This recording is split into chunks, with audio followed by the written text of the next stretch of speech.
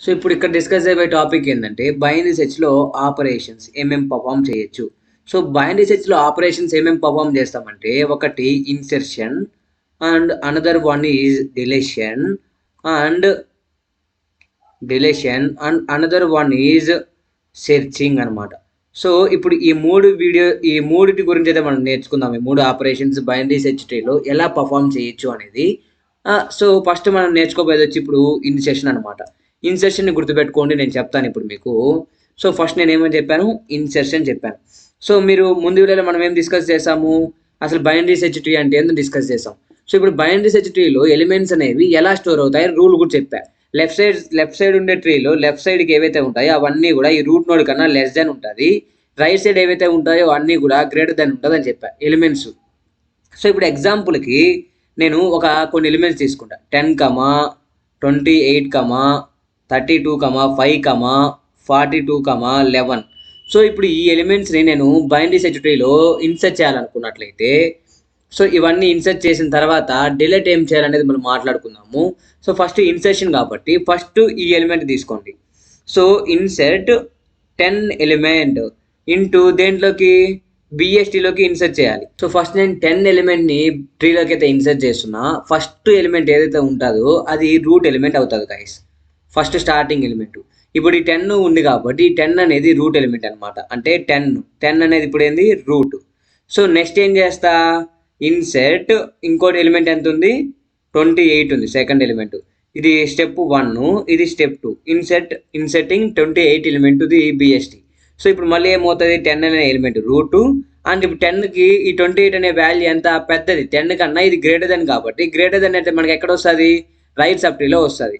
So right sub ట్రీలో వస్తుంది కాబట్టి ఇక్కడ 28 రాస్తాను. ఓకే, నెక్స్ట్ చూడండి, నెక్స్ట్ వాల్యూ ఎంత, 32. So I'm going to insert 32 value అనమాట. 32 inserting 32 into the binary tree BST. So మనకేముంది, ఇక్కడ 10 ఉంది, ఇక్కడ పక్కన 28 ఉంది. సో ఇప్పుడు మీరు చూసుకున్నట్లయితే ఈ 32 కూడా 10 కన్నా గ్రేటర్ దెన్ కాబట్టి రైట్ సైడే వస్తుంది. అండ్ 28 కన్నా గ్రేటర్ దెన్ కాబట్టి మళ్ళీ ఇది కూడా రైట్ సైడే వస్తుంది. అంటే ఇక్కడ ఇన్సర్ట్ అవుతుంది ఎంత, 32 అని.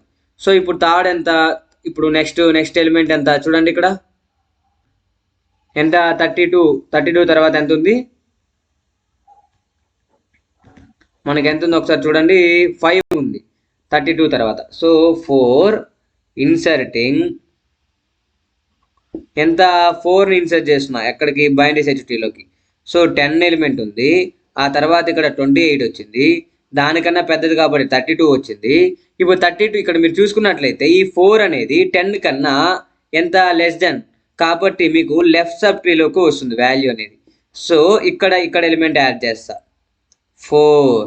ఓకే, నెక్స్ట్ ఎలిమెంట్ చూడండి ఎంత, 42 అండ్ 11 ఉంది. సో ఫస్ట్ 42 అనేది ఇన్సర్ట్ చేస్తాను.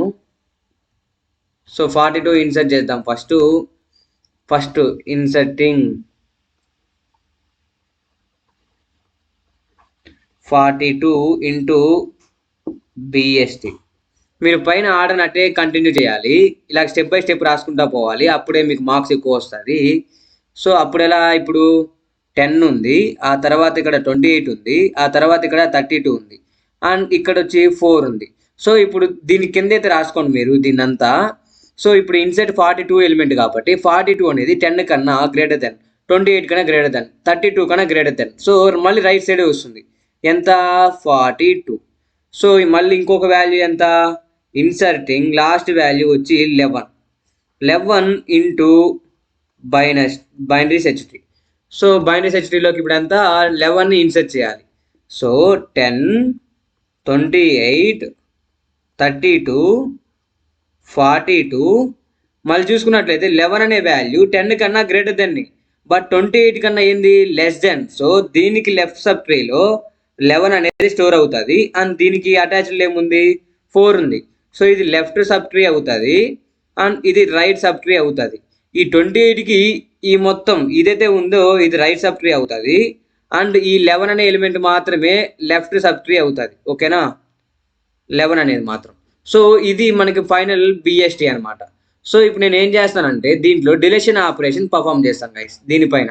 అది కూడా ఎలా చేస్తాను చూడండి ఒకసారి, మీకు అర్థమవుతుంది ఆ తర్వాత క్లారిటీగా.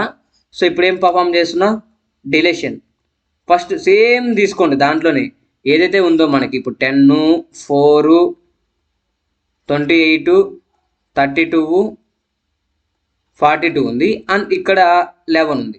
సో ఇప్పుడు నేను ఏం చేస్తానంటే ఈ బైనరీ సెర్చ్ ట్రీలో నుంచి ఈ వాల్యూని ఏది, సపోజ్ ఇక్కడ మనము 3 వేస్లో మనం ఏం చేయొచ్చు అంటే ఒక ఎలిమెంట్ని డిలీట్ చేయొచ్చు. ఎలా అంటే చూడండి, ఫస్ట్ మనము లీఫ్ నోడ్ ఉంది కదా, సో లీఫ్ నోడ్ని డైరెక్ట్గా డిలీట్ చేయొచ్చు గాయస్. లీఫ్ నోడ్ ఏదైతే ఉందో ఈ లీఫ్ నోడ్ దీన్ని లీఫ్ నోడ్స్ అంటాము. మనకి లెవెల్ ఇది ఫస్ట్ దాన్ని లెవెల్ 0 అంటాము, సెకండ్ దాన్ని లెవెల్ 1 అంటాము, దీన్ని 2 అంటాము, దీన్ని 3 అంటాము. సో ఇప్పుడు లెవెల్ 3లో మనం చూసుకున్నట్లయితే ఏదైతే ట్రీ ఉంటుందో దాంట్లో లాస్ట్లో ఉండే ఎలిమెంట్స్ని మనం లీఫ్ నోడ్స్ అంటాము. సో ఇప్పుడు 4, 11, 42 అనేవి ఈ 3 కూడా ఏమవుతాయంటే లీఫ్ నోడ్స్ అవుతాయి, లీఫ్ నోడ్స్ అంటాము. సో ఈ లీఫ్ నోడ్స్ని మనం డైరెక్ట్గా డిలీట్ చేయాలంటే డైరెక్ట్గా డిలీట్ చేయొచ్చు. అది ఎలాగంటే చూపిస్తాను చూడండి. ఇది ఫస్ట్ వే అనమాట, డిలీషన్ ఆపరేషన్లో ఫస్ట్ వే. సో ఇప్పుడు నేను 10 అనే ఎలిమెంట్ని డిలీట్ చేయాలి, ఇక్కడ 42 అనే ఎలిమెంట్నిగా నేను డిలీట్ చేయమని చెప్పినట్లయితే డిలీట్ 42 అనే ఆపరేషన్ ఇప్పుడు పర్ఫామ్ చేయాలి. అప్పుడు ఏమవుతుందంటే 10, 4 అండ్ 28, నెక్స్ట్ ఎంత 32, ఇక్కడేమో 11 ఉంది, అంతే 42 డిలీట్ అయిపోయింది. సో దీనికి ఏం చేసేవచ్చు, నేను ఇలా రౌండ్లు పెడతా, 42 డిలీట్ ఆపరేషన్ కాబట్టి ఇలా పెట్టి ఇలా రౌండ్లు పెట్టి 42 అని పెడతా. ఆ తర్వాత అవుట్పుట్ ఏమని రాస్తానంటే ఇలాగైతే రాసి చూపిస్తాను, 28, 32, ఇటు పక్క 11 అనమాట. సో ఇది అవుట్పుట్ ఆఫ్టర్ డిలీషన్ తర్వాత, ఇది అవుట్పుట్ అనమాట మనకి. అంటే 42 ఎలిమెంట్ అనేది ఉండకూడదు. ఇలా డాట్స్తో పెడితే ఏమవుతుందంటే మీకు కనిపిస్తుంది, ఆగండి నేను కొంచెం దీని ఇంకా జరుపుతాయిట. సో ఈ 42 అనేది ఎందుకు పెట్టారంటే మనం డిలీట్ చేస్తున్నాం కాబట్టి ఆ ఆపరేషన్ని గుర్తు చేసినట్టు డాట్స్ పెడితే. సో ఇది డిలీషను. ఆ పర్ఫామ్ అయిన తర్వాత 42 ఎలిమెంట్ని రిమూవ్ చేసేస్తాము, ఓన్లీ మిగిలిన ఐటమ్స్ని చూపిస్తాము. ఇది ఫస్ట్ వే. ఇప్పుడు సెకండ్ వే చూద్దాం, second way of deleting. So second way ఏంటంటే which parent node has one child అనమాట. Which parent node has only one child ఉన్నప్పుడు ఏం చేయాలో చూద్దాము. అంటే మీనింగ్ ఏంటంటే సపోజ్ ఇప్పుడు 10 ఉంది, 4 ఉంది, 28 ఉంది అండ్ 32 ఉంది.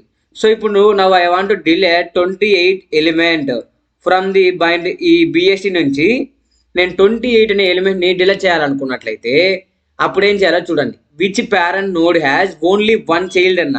మీరు చూసుకున్నట్లయితే ఇప్పుడు 28 అనేది పేరెంట్ ఎలిమెంట్, దానికి ఎన్ని చైల్డ్స్ ఉన్నాయి మనం చూసుకున్నట్లయితే ఓన్లీ 1 ఉంది. సో ఇప్పుడు నేను ఈ 28ని డిలీట్ చేయాలనుకున్నట్లయితే ఏం చేస్తానంటే ఈ 28ని ఈ 32తో రీప్లేస్ చేస్తా.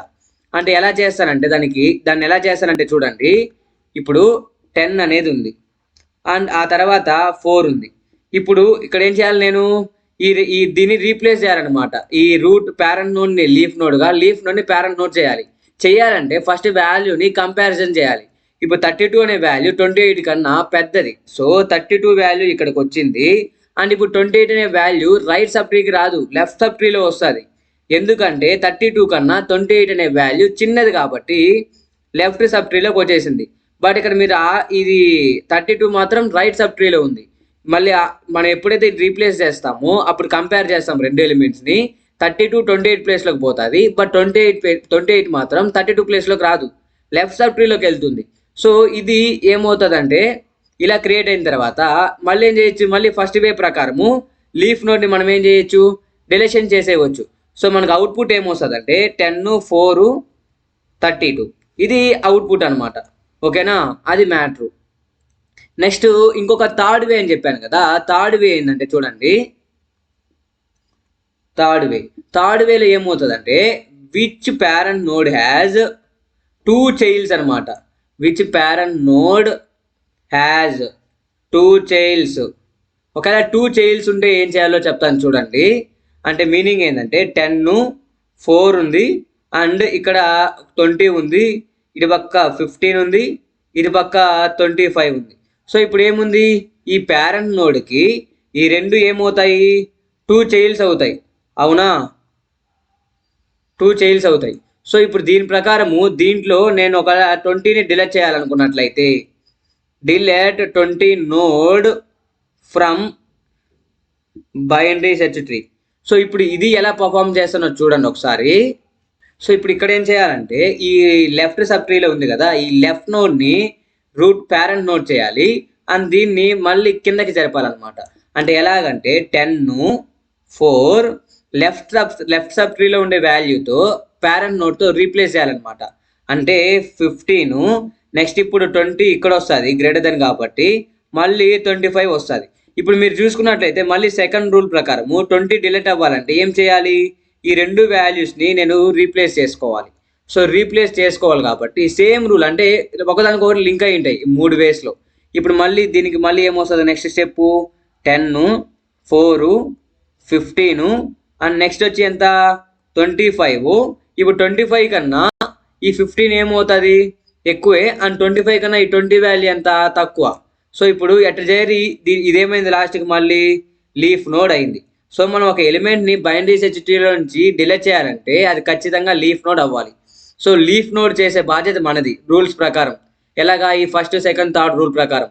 సో ఈ ఫస్ట్ రూల్ ప్రకారం ఇది మళ్ళీ లీఫ్ నోడ్ కాబట్టి దీన్ని డైరెక్ట్గా ఏం చేస్తాం రిమూవ్ చేసేస్తాం. ఇప్పుడు మనకి ఫైనల్ రిజల్ట్ ఎంత వస్తుంది 10 4 అండ్ 15 ఆ తర్వాత 25 వస్తుంది. సో ఇది మనకి ఫైనల్ బైనరీ సెర్చ్ ట్రీ. ఓకేనా, ఇది డిలీషన్ ఆపరేషన్.